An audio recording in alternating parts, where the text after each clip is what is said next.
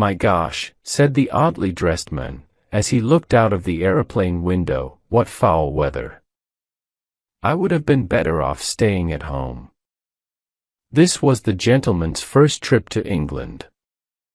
In fact, it was the first time he had stepped outside the snowy continent of Antarctica.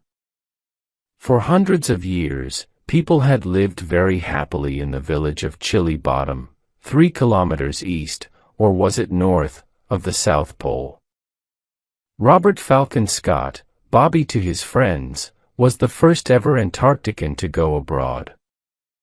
When he arrived at passport control, he was met by a gruff voice from the border control officer.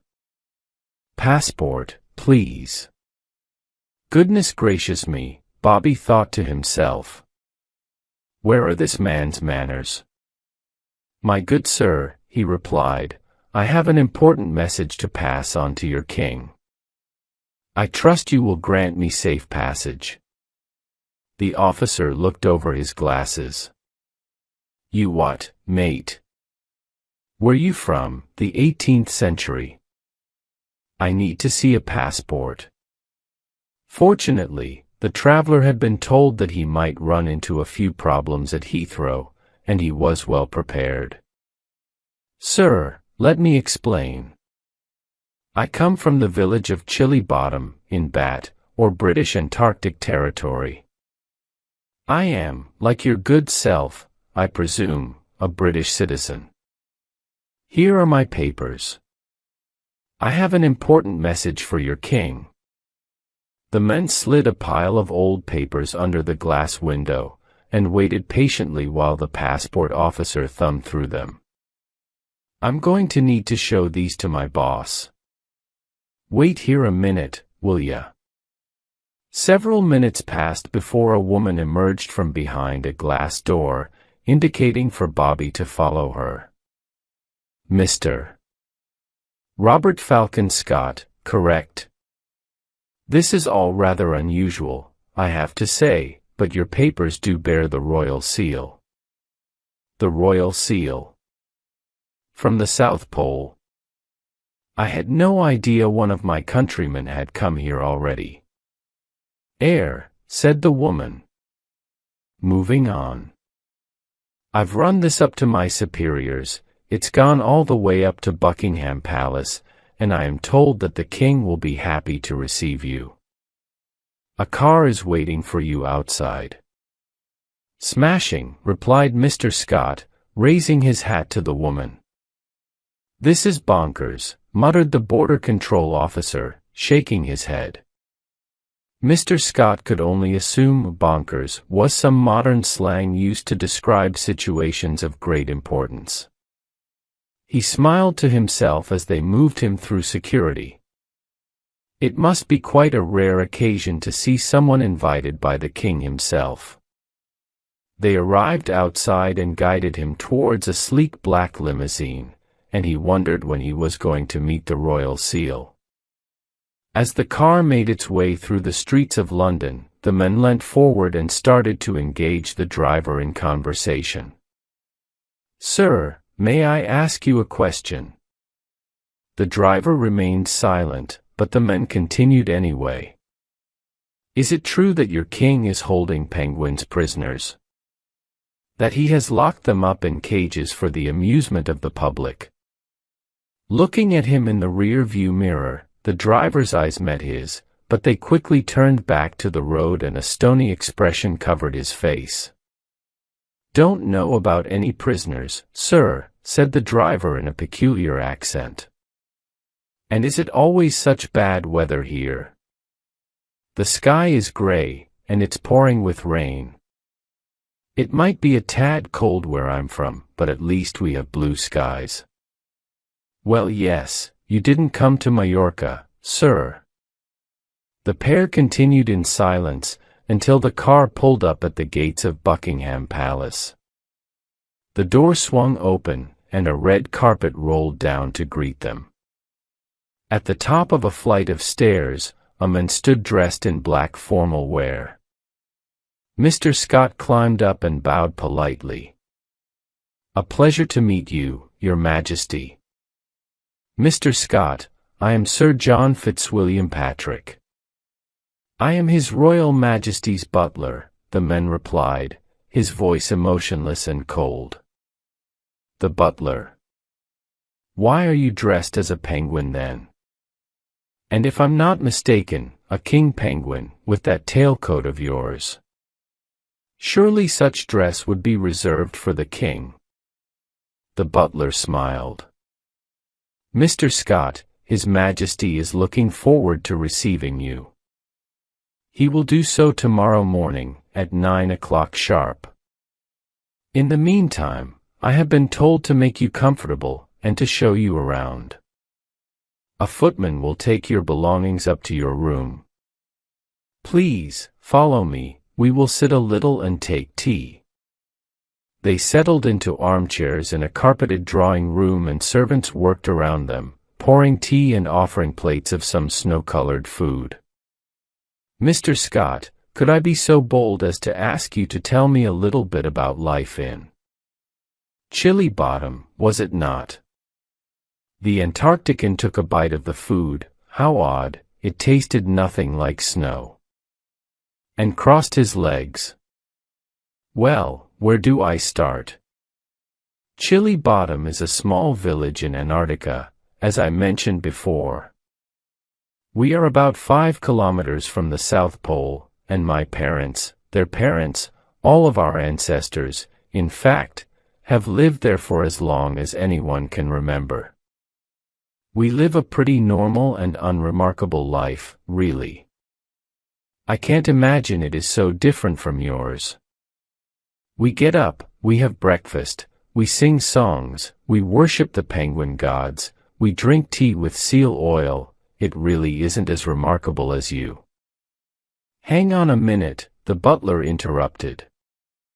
You worship the penguin gods. Precisely, the man replied. They bring us our food, delicious regurgitated fish, they stand around us when we're cold, and they allow us to ride on their backs when it is slightly warmer and we want to take a dip in the ocean. Without the penguins, life in Chilly Bottom simply wouldn't be possible. The butler looked straight at him, astonished. Sir, I want to know all about Chilly Bottom, but before that I simply must ask you something. Your voice, your manner of speaking. It is, how can I put it? It is like mine, it is like His Majesty's. You speak English like a true gentleman. But am I correct in that neither you nor anyone from Chilly Bottom has ever left Antarctica, nor had any contact with anyone outside your village?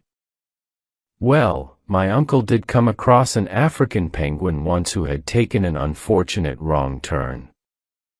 But yes, I am the first Chilly Bottomer to ever break the ice, as we put it. I mean, the first to leave Antarctica.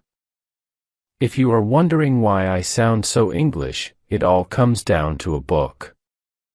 Now, this goes back to the time of my great-grandfather, 1912 to be precise. Our methods of communication were different. Predominantly we conversed in the penguin tongue, a terribly harsh language, but beautifully poetic, and one day my great-grandfather found a book in the snow, next to a little device with a man's voice trapped inside it. We never found out who left it, but my ancestors studied the book, listened to the recordings, and started to adopt the language we heard there as our language. It is, if I am not mistaken, English that we are speaking now, correct? The butler nodded. Excellent. Well, anyway, we found it to be a delightful language, and much easier to pronounce than the penguin tongue. For one thing, we have the same vocal organs. So I was brought up speaking English by my parents. And as a little nod to the author of the book, I am called Robert Falcon Scott, as is my brother, my sister, and in fact everyone in Chilly Bottom. We have a real respect for tradition, you know. Doesn't that get a little confusing? Not at all. We know who we are referring to because we use slightly different tones. I'm Robert Falcon Scott, my sister is Robert Falcon Scott, and my brother is Robert Falcon Scott. Is that confusing for you? Well, I guess you get an ear for it. But let me ask one more question. Why exactly are you here, sir? The driver told me you were talking about penguins. Bingo, Mr. Scott replied. We heard, in fact, from that same South African penguin, who had heard it from a cousin of his who had spent some time on a nature reserve in Botswana, that your king has something called a zoo, where he keeps penguins locked up for the amusement of the public. As a British citizen, I have come to demand that he release them. Sir, Fitzwilliam Patrick interrupted, I'm not sure that you are a British citizen. How dare you, cried Mr. Scott. Chilly Bottom is a British Antarctic territory.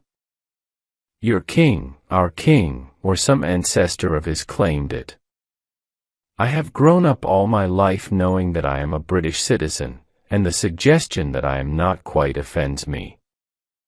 Besides, that South African penguin told my uncle that people in Britain have quite a reputation for overseas territories. What is it you call them? Colonies, yes. Well, do you know who else has colonies? Penguins. But at least we have the decency to not to come to Britain and put your citizens in cages. The Antarctican brushed some crumbs off his lap and crossed his arms.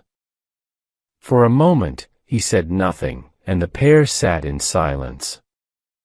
Fitzwilliam Patrick was the first to speak, taking on a peaceful tone. Sir, I do apologize for the offense caused. Let me reassure you that the king is looking forward to meeting with you tomorrow. In the meantime, let me show you something of the city. It is your first time in your home country, after all. Very well. Their first stop was the Royal Oak, a pub a couple of minutes away from the palace. You must be hungry after your journey, and those sandwiches weren't much. Fitzwilliam Patrick placed 2 pints of beer on the table. Shall we grab a bite to eat as well? Have you ever tasted fish and chips? It is something of a cliché, but they do it rather well here. His Majesty will pay for it. The Antarctican nodded, took a large sip of beer and immediately spat it out. What rubbish is this? He exclaimed. It has no fizz, it is completely flat. It's English beer, Fitzwilliam Patrick explained. I'm guessing you are more of a lagerman. Henry, could you pour my friend a pint of Kronenbourg? It is French, he whispered, and His Majesty has a bit of a thing about us not buying British, but I don't see a problem as long as we keep this between the two of us, don't you agree? Now, where was I? Ah yes, Henry, 2 fish and chips, 2, please. And make it snappy. Snappy, that was another new word, and from the way Fitzwilliam Patrick snapped his fingers, he could see it meant fast. Now that they'd settled down, Mr. Scott looked around with interest. All around, there was ugly carpet, sticky furniture, and drunk old men.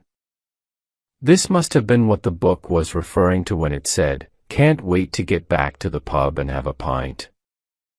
For a moment, he was overtaken by emotion at the thought of this rich cultural tradition, and tears started to form in his eyes. Before he knew it, a waitress had brought out 2 plates. The men from Antarctica stared in complete astonishment. Fish and chips, Fitzwilliam Patrick repeated. You like fish, that's the big long thing covered in batter. I'm sure you like chips, I mean, who doesn't? And that green thing on the side there is. My dear man, Mr. Scott interrupted, I know very well what this is. And he took a big spoonful of the stuff. A moment later, it met the same fate as the beer, spat out all over the table. I don't believe it, he said. This has to be the worst rotten penguin poo I've ever tasted. Rotten penguin poo. Sir, I'm sorry to disappoint, but that's mushy peas. It is a small green vegetable that's been mushed up. It's something of a delicacy around here. Pa. I'd take rotten penguin droppings over this any day of the week. I'm sorry, sir, but I think I'd like to go back to my room now. I've come a long way, and I need to rest before meeting His Royal Highness tomorrow morning. Fitzwilliam Patrick nodded, and the pair returned to the palace. Mr. Scott slept poorly that night. He wasn't worried about the meeting the following day, rather, he couldn't get comfortable in his bed. They had given him some thin useless piece of cloth, rather than a nice warm seal skin, and he missed the sound of the sea in the distance. The following morning, the man from Antarctica was already showered, shaved, and dressed by the time Fitzwilliam Patrick knocked on his door. Good morning, Mr. Scott. I shall now take you to His Majesty, King Charles III. Jolly good. They walked for what seemed like miles through identical-looking corridors, until they reached a door and Fitzwilliam Patrick said, "May I present to you His Royal Highness, the King?" The door opened to reveal an old man sitting at a table, dipping toast into a boiled egg and getting crumbs on his trousers. "Call me Charlie, please," the man said, extending his hand. "I really am thrilled to see you." Mr. Scott looked at the hand suspiciously. "Excuse me, sir, is this some kind of joke? I'm here to see the king." "You have no crown, you're dressed like a factory worker, and you'd rather I call you Charlie. I beg of you, please take me to see the king immediately." "Mr. Scott," the man said, his tone becoming friendlier still. "I am the king. How can I prove it to you?" I know." "Wilkins," he said, motioning to one of the men guarding the door. "Come over here for a minute, would you? Wilkins, please open your wallet and show the gentleman a banknote." The man carefully took his wallet out of his pocket, and pulled out a piece of paper, handing it to his master. "This is a 10-pound note. Take a good look at it." He passed it to his guest. "Notice anyone familiar?" he added with an artificial smile. Mr. Scott furrowed his brow, looking down at the note and then up at the man standing opposite him. "You do look very similar to the fellow on there, I have to admit. It's just all a bit unexpected. I thought you would be, how can I say, different. No matter. Your Majesty, I am from the village of Chili Bottom. I am one of your loyal subjects, and I am here with an important request to make of you." With this, his voice grew sterner. "Release the penguins." The king looked surprised, and then gave a small laugh. "Release the penguins? And which penguins might you be referring to?" "Your Majesty, do you or do you not have a park in the city called Regent's Park?" "Well, there is a park called Regent's Park, but it isn't exactly mine." "And in this park, are there or are there not penguins being held captive, forced to do tricks for the amusement of the common men?" The king looked puzzled, and turned again to one of the footmen. "Wilkins, didn't you take your son to the zoo for his birthday a few weeks ago? Do you know if there are any penguins there?" "Yes, sir, there are. They feed them twice a day, Wonderful show they put on. My son absolutely loved it," the footman responded, evidently pleased to be involved in something other than opening and closing doors. "Well, Mr. Scott, there's your answer. There are penguins, but I think it's a bit much to say that I am keeping them captive. The zoo really isn't anything to do with me. Why is it that you are so concerned about them, may I ask? Have you really come all this way to ask me this question? If you have, I am awfully sorry that there is nothing I can do." Mr. Scott then proceeded to tell the king the same story he had told Fitzwilliam Patrick the previous evening, how they worshipped the penguins as gods, how they had learned English from a book found in the snow, and how the news of the penguins at London Zoo had made it all the way to Chilly Bottom. The king was very interested. As he listened, he furrowed his brows and stroked his chin. "You know, my dear Mr. Scott," he said, smiling, "I think there might be something we can do.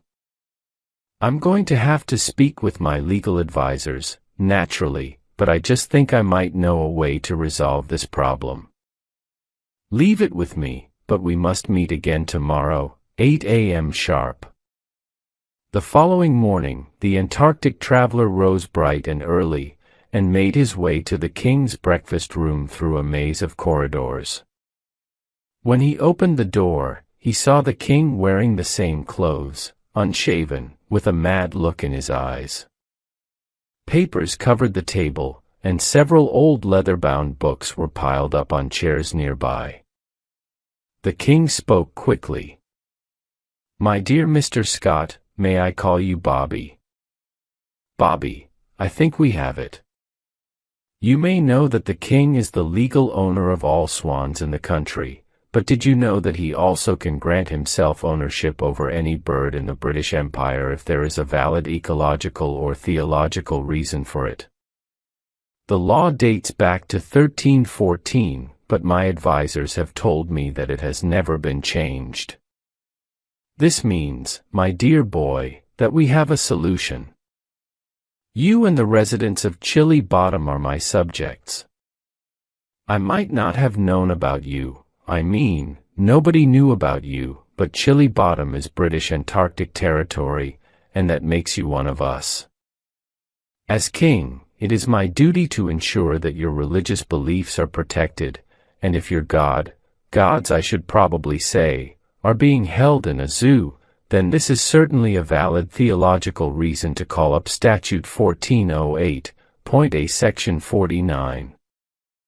I'll have my team write a press release immediately." Throughout this speech, Robert Falcon Scott had been nodding away, MMING in agreement with the king's every word. When the king finally finished, all the men from Antarctica could manage was a quiet, "Thank you, Your Majesty." He could hardly believe his ears. And so it was that, 48 hours later, all 73 penguins from London Zoo waddled onto a specially adapted aeroplane and made the long journey back to Chilly Bottom. 73 penguins and 1 man, that is, for right behind them was Robert Falcon Scott, the man who had rescued his gods. Mr. Scott kept a diary throughout his trip. The final entry reads as follows. London, April 2024. Leaving now. The people speak with a horrible accent. The weather is worse than a sick seal's bottom and they've never even heard of rotten penguin poo. I enjoyed my time in London, but I'm glad to be waddling home.